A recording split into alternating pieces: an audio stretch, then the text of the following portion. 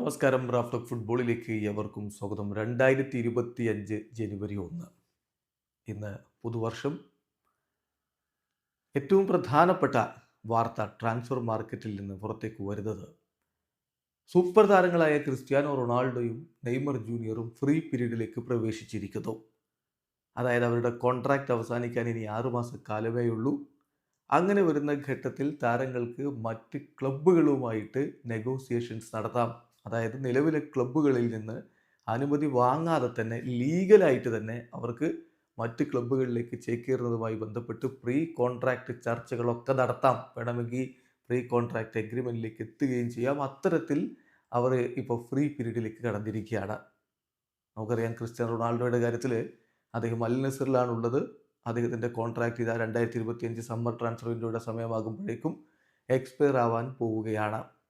നിലവിൽ അദ്ദേഹത്തിൻ്റെ കോൺട്രാക്റ്റ് അൽ നസർ പുതുക്കിയിട്ടില്ല. അൽ നസറിന് പുതുക്കാൻ താല്പര്യമുണ്ട് എന്നുള്ള വാർത്തകളൊക്കെ ഇങ്ങനെ കേട്ടിരുന്നെങ്കിലും അതിലേക്ക് ഒരു കോൺക്രീറ്റ് ആയിട്ടുള്ള സ്റ്റെപ്പ് വെച്ചതായിട്ട് ഒരു തരത്തിലുള്ള വാർത്തയും വന്നിട്ടില്ല. അതേസമയം ക്രിസ്ത്യാനോ റൊണാൾഡോക്ക് സൗദി അറേബ്യയിൽ തന്നെ തുടരാനാണ് താല്പര്യം എന്ന തരത്തിലുള്ള വാർത്തകളും സമീപകാലത്ത് വരുന്നുണ്ട്. അതിനി അൽ നസർ ആകുമോ അതല്ല അൽ നസർ വിട്ട് മറ്റേതെങ്കിലും സൗദി ക്ലബ്ബുകളിലായിരിക്കുമോ എന്നുള്ളതും കണ്ടറിയേണ്ട കാര്യമാണ്. പക്ഷേ CR7 നല്ലൊരു ഓഫർ പുറത്തു നിന്ന് വരികയാണെങ്കിൽ, സൗദി അറേബ്യക്ക് പുറത്തു നിന്നും വരികയാണെങ്കിൽ പുതിയ ചലഞ്ചുകൾ ഏറ്റെടുക്കാനും അദ്ദേഹം തയ്യാറാണ് എന്ന് മാർക്ക റിപ്പോർട്ട് ചെയ്തത് കഴിഞ്ഞ ദിവസമാണ്. ചുരുക്കത്തിൽ ക്രിസ്ത്യാനോ റൊണാൾഡോയുടെ ഭാവി എന്താകും എന്ന കാര്യത്തിൽ ഇപ്പോഴും ഒരു വ്യക്തതയില്ല. പക്ഷേ താരം സൗദിയിൽ തുടരാൻ താല്പര്യമുള്ളയാളാണ്.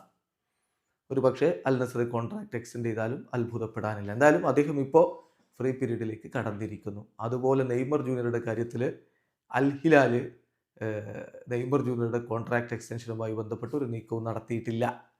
നിലവിൽ നെയ്മറും അത്തരത്തിൽ എന്തെങ്കിലും കാര്യങ്ങൾ ഉള്ളതായിട്ട് പറയുന്നുമില്ല. നെയ്മർ ജൂനിയർ അടുത്ത ക്ലബ്ബ് വേൾഡ് കപ്പ് അൽ ഹിലാലിനോടൊപ്പം കളിക്കണമെന്ന് മാത്രമേ പറയുന്നുള്ളൂ. അതിനപ്പുറത്തേക്ക്, അതായത് ഈ വരുന്ന സമ്മർ ട്രാൻസ്ഫർ വിൻഡോയിൽ അവിടെ തുടരണം എന്ന തരത്തിലുള്ള കാര്യങ്ങളൊന്നും നെയ്മറും പറയുന്നില്ല.